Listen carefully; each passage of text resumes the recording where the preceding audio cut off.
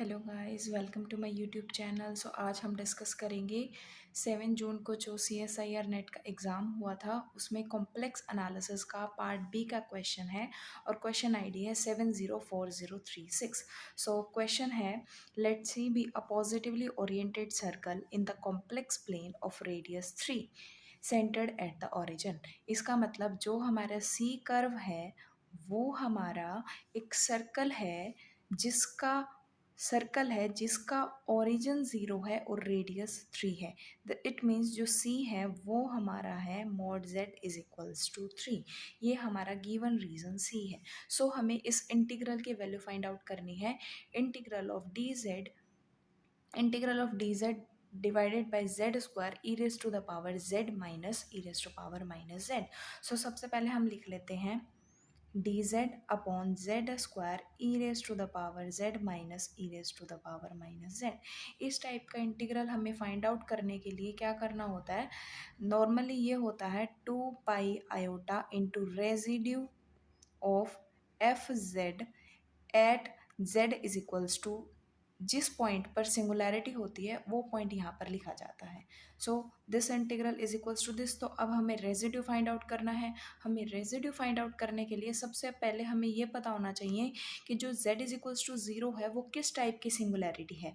हम ये कैसे पता चलेगा? ये हमें फंक्शन को देख के पता चलेगा। हम फंक्शन कंसिडर कर लेते हैं 1/z² e raise to the power z minus e raise to the power minus z। यहाँ से अगर हम डायरेक्ट देखें तो हम ये ऑब्जर्व कर सकते हैं कि जो पोल है वो ऑर्डर 2 का है, बट एक्चुअल में ऐसा नहीं है क्योंकि इसके साथ ये वाली टर्म भी है। इस चीज़ से कंफ्यूज ना हो कि हमें z raise to the power 2 दिख रही है तो पोल जो होगा वो ऑर्डर 2 का होगा। सबसे पहले हमने इस टर्म को सिंप्लीफाई करना पड़ेगा, देन हम कंक्लूड कर सकते हैं कि जो फंक्शन है उसके पास किस ऑर्डर का पोल होगा। तो उसके लिए हमें e raise to the power z की एक्सपेंशन पता होनी चाहिए। E raise to the power z की एक्सपेंशन होती है 1 + z² by 2 factorial plus z³ by 3 factorial and so on. इसी तरह से e raise to the power minus z क्या होगा? 1 - z plus z² by 2 factorial minus z³ by 3 factorial and so on.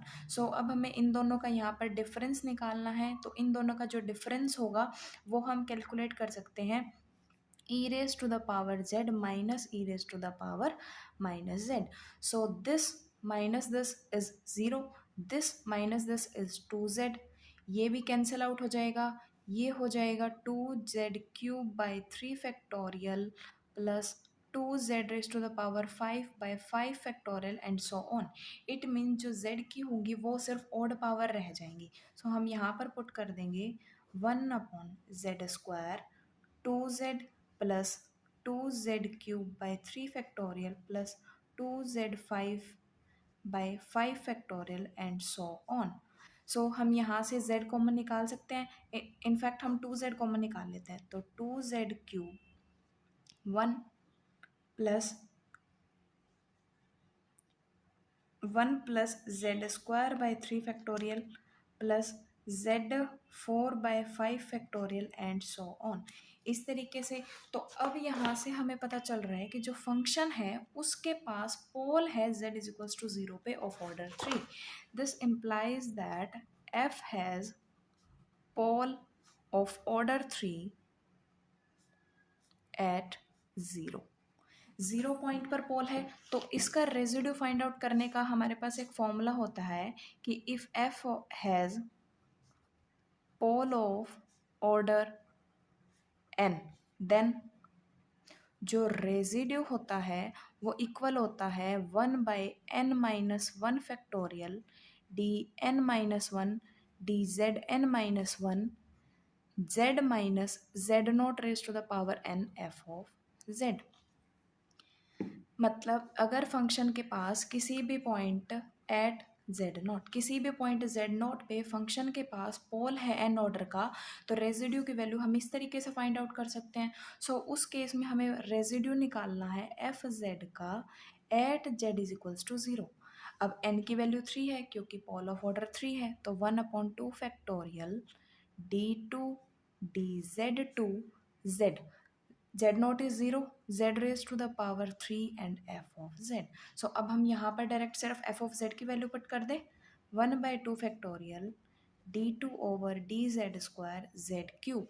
F of z की value क्या थी, 1/2 Z cube bracket clause, यहाँ से थी 1 plus z square by 3 factorial, 1 plus z square by 3 factorial plus z 4/5 factorial and so on. So यहाँ से z cube से z cube तो यहाँ कैंसिल आउट हो जाएगा और 2 हमारा बाहर आ जाएगा, तो 1/4 d2 over d z square. So अब ये डिनोमिनेटर में टर्म रहेगी z square by 3 factorial plus z 4/5 factorial and so on, इसी तरीके से चलेगा। सो अब क्या होगा, 1/4 d2 over d z to.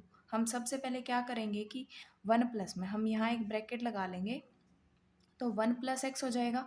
तो ये जब ऊपर जाएगा न्यूमरेटर में तो बन जाएगा 1 plus z square by 3 factorial plus z 4/5 factorial and so on, इसका इन्वर्स। हम जानते हैं कि 1 प्लस एक्स का जो इन्वर्स होता है वो होता है 1 minus x plus x square plus minus x cube and so on. तो हम यहाँ पर अप्लाई कर देंगे तो हो जाएगा 1/4 d2 over d z to 1 minus z square by 3 factorial minus z 4/5 factorial and so on, इसी तरीके से हो जाएगा। हमें ये जो भी वैल्यू डिफ्रेंशिएट करते हैं तो लास्ट में जो भी वैल्यू बचती है वो हम निकालते हैं at z is equals to 0, जो हमारा सिंगुलैरिटी का पॉइंट है उस पर। सो हम इसको अब डिफ्रेंशिएट कर दें, 1/4 डी बाई डी जेड। हम एक बार डिफ्रेंशिएट कर रहे हैं तो ये तो हो जाएगा 0, ये हो जाएगा -2 z by 3 factorial minus 4 z cube by 5 factorial and so on at z is equals to 0।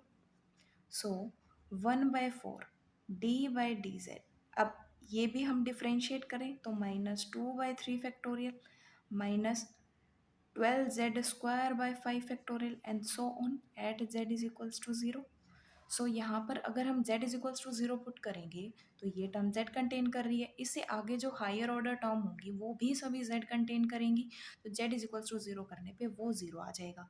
तो ये आ गया माइनस ये 2 कैंसिल आउट हो जाएगा, तो 2 इंटू 3 फैक्टोरियल इट मीन्स -1/12। अगर हम यहाँ पर इसकी वैल्यू पुट करें तो हमें क्या मिलेगा, तो जो इंटीग्रल था dz upon z square e raise to the power z minus e raise to the power minus क्या था 2 पाई आयोटा इंटू रेजिड्यू, तो रेजिड्यू की वैल्यू क्या आई है हमारी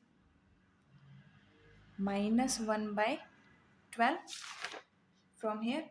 सो -1/12 तो ये कैंसिल हो जाएगा, तो -पाई/6, ये हमारा डिज़ायर्ड आंसर। तो अब हम चेक करेंगे कि इनमें से हमारा कौन सा ऑप्शन ठीक है, तो ऑप्शन डी इज़ करेक्ट। सो ये ऑप्शन ठीक होगा। Thank you.